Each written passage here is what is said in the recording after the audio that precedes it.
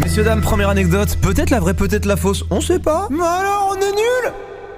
Excuse. Première anecdote, vous l'avez vu dans le titre. Je pars faire un petit urbex, je suis pas tout seul, je suis avec Zafil et Atuan. On n'avait pas ces têtes là ce soir parce qu'on était en mode urbex, donc on ressemblait à ça.